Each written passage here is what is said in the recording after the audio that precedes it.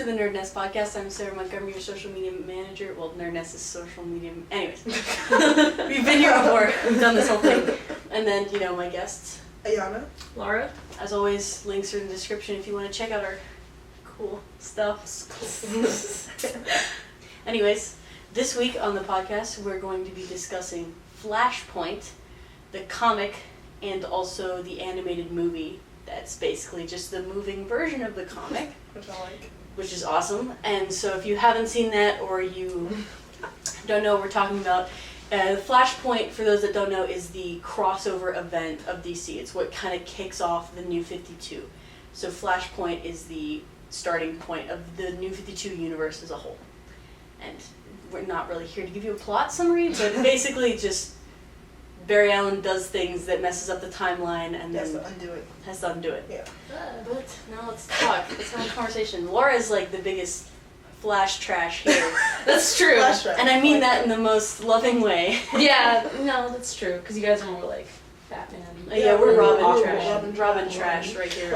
And I think for Flashpoint, the main thing that I noticed that was kind of different about the movie versus the comic, because they are really, really similar plot-wise, is that I felt like the comic was served more of a purpose doing the convergence, and the movie didn't really show that, which is fine, because I kind of liked it as just a story arc, because most people watching movies don't necessarily read the comics, but they didn't have like anything about Pandora or the other universes linking it. Yeah, and I mean, yes, but the main scene in Flashpoint, the comic, is when Flash is running through time, trying to catch up with the other Flash, trying to stop the other Flash from saving his mother, and you see the three universes colliding. Yeah. And it doesn't really explain it, but you see it happening, and then later on it's kind of explained like, oh, well, that's why the New 52 happens. Yeah. But the one thing that I like, it's not in the comics, but it is in the book, it is in the movie, is they show it's the Earth 2 universe that we go to, it's the Flashpoint universe. And in the universe, in Crime Alley, Joe Chill kills Bruce Wayne in the alley, and Martha and Thomas survive. And it shows Thomas Wayne beating Joe Chill to a bloody pulp. And then Martha Wayne losing her mind and becoming the Joker. Yeah, she like smears the blood over her face, and it creates like the classic smile, and then she starts laughing, and it doesn't tell you, but you know, you can feel it. You're like, yeah. And wow. Like, Ayana and I were both talking about it. We both explained to our parents, like, what was going on when they, like, saw that scene. And we were like, we explained it, and they're like, that's really cool. Yeah, and my mom's like, oh, so it's just like, is it Bruce? I'm like, no, it's Thomas Wayne. He's, like, pretty much a drunk Batman who has guns, and he actively enjoys, like, oh, I can't, like, I bet there's a lot of looting happening in Gotham right now. I don't want to miss that. Yeah. And, with that, I didn't notice this until I went back and, like, flipped through the comic this morning, but in the movie, Thomas Wayne shoots Reverse Flash. Mm-hmm. In the comic, he stabs him. And that stood out to me because, Bruce Wayne is so anti-gun. And I know it's Thomas Wayne, but I think that him shooting him really showed that, like, this is not It's also, I think the gun that he uses to shoot Professor Zoom is the gun used to shoot Bruce. Yeah. So there's so much metaphor that we could read into that, where he's, like, you see, like, Cyborg, his whole driving force throughout the whole movie and not the whole comic book is, we have to stop the war between the Atlanteans and the Amazonians. Like, otherwise this world is going to be absolute chaos. We have to stop this. Batman, please join us. We gotta stop this. And Batman eventually joins him and doesn't tell Cyborg why, but his motivation is so different. It's, I don't care about myself. I don't care about this universe. This world can... it's damned basically to hell anyways. We're basically living on hell and earth because everything's horrible. But in my other universe, my son's alive. Yeah. And even though I'm dead, Bruce is alive. And that's all that matters. It was so painful. And another thing that I really loved about this movie is that it was just so gritty. Like, it showed people dying. It showed the murder of one of the Shazam kids. And, like, Diana was just like, how do you undo this? How do you undo this spell? And then she just, like, picked him up and stabbed him. And then the whole, when Thomas Wayne killed Reverse Flash, like, you could, like, it wasn't, like, subtle. It was just like, yeah, this is, like, the whole you can see his brain, you can see Thomas Wayne doing You it. go zooming in through the whole shot through his brain Oh to my see God. Thomas Wayne holding the gun. Yeah, it was so really good. powerful. I was like, this is like cartoon. This is like drawn in like a cartoon animated style.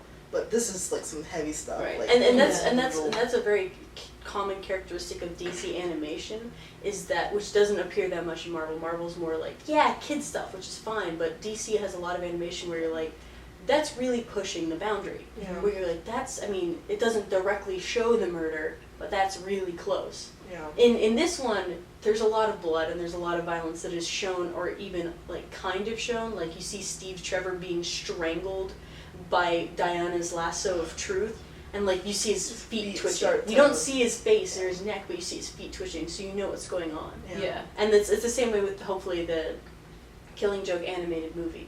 It's animated in Bruce Timm's style, so you're like, my childhood.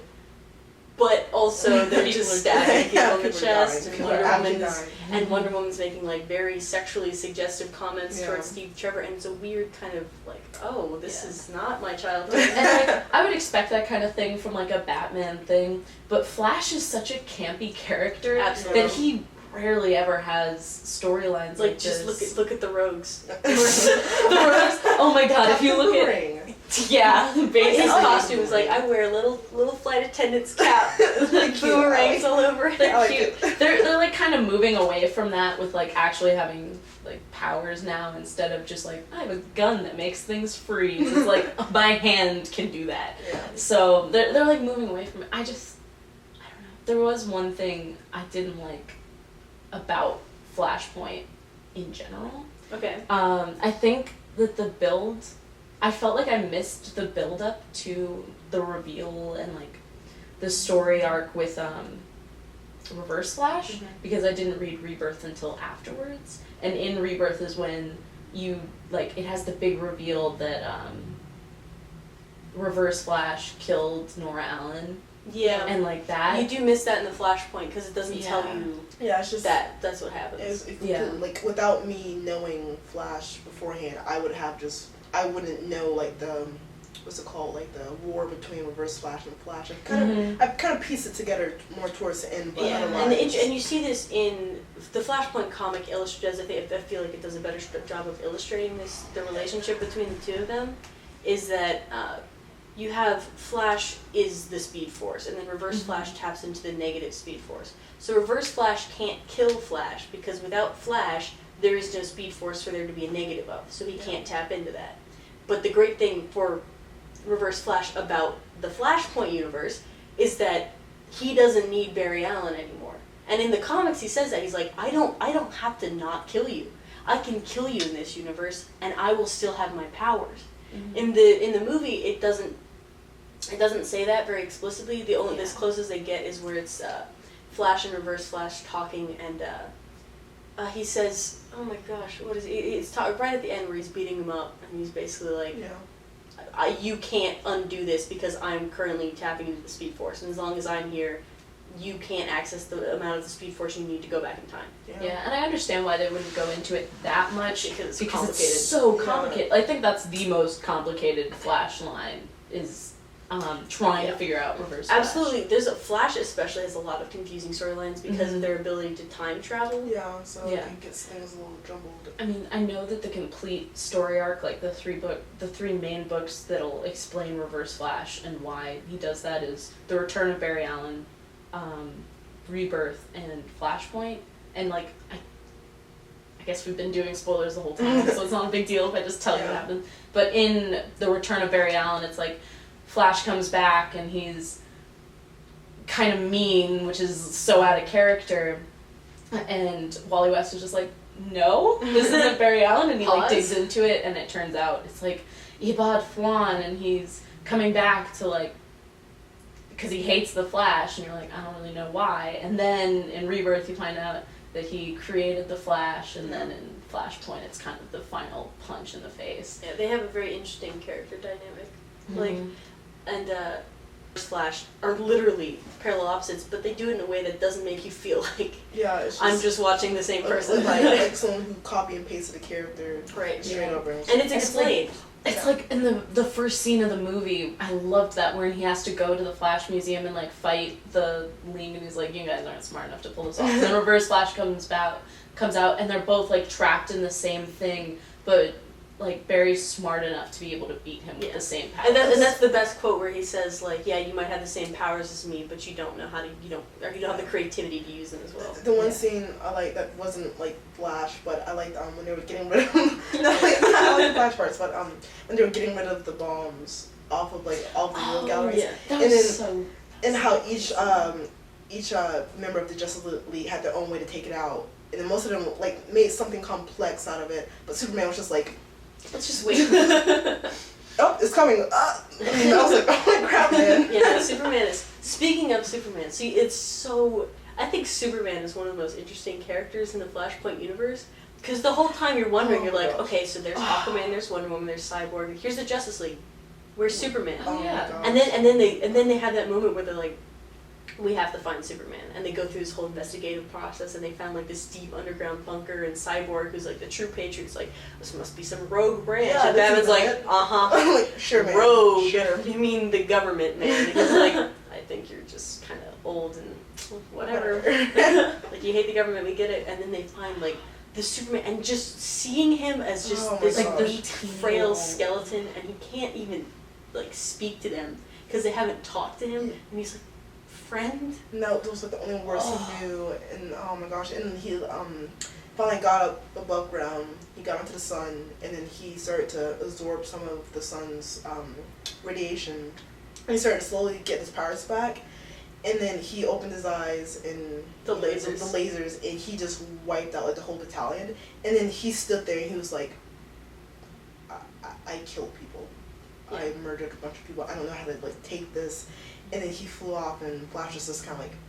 And you know that's one of the main parts of Superman's character is that he does kill one person, and that's like so traumatic for him. And you see in the Man of Steel movie, he does a good job of this, where he has to kill this person to save someone, and it's so traumatic for him that he's like, I can't do that again. Yeah. But this version of Superman murders at least a couple dozen people, and he's just like It was the Justice League is just so powerful, but that they all have the restraint to just not go around. So when they don't have restraint or where they can't have restraint, it's absolutely terrible. And I liked how in this universe it was Wonder Woman and Aquaman, and how everyone knows like, yeah, these guys like they're borderline like warlords. Like if they wanted to, they could they could just change the whole game. Yeah. And it showed Aquaman like his raw power and like how he can easily just wipe out the human race if he wanted to. And everyone's like, oh yeah, Aquaman, all you can do is just control fish. And in this movie, it kind of fish. Yeah, remember when he flooded Europe? Just casually. And he was like, so I know Wonder Woman's killing me, and I know like I lost, but that's not enough for me. I'm going to wipe out the whole entire planet with my like doomsday weapon. Yeah. And that was so brutal. And I like, and I don't think it goes into that in the comic, but Wonder Woman and Aquaman have like this extramarital fling, and then his wife finds out, and she's like, I'm gonna kill Wonder Woman. Yeah, and then I like on the internet, everyone's like, like Aquaman is he is such a cool guy, and everyone underestimates him. He's powerful. He's really good tactician. He's really strong, and he has the hottest wife in the DC universe. But he still has the balls to the second hottest woman in the DC universe, Wonder Woman, and hit that.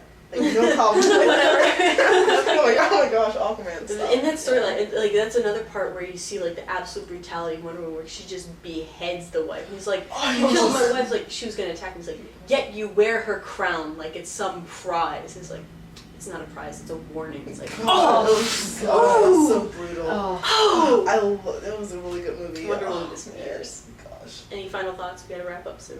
I didn't like the faces. I didn't like the voices.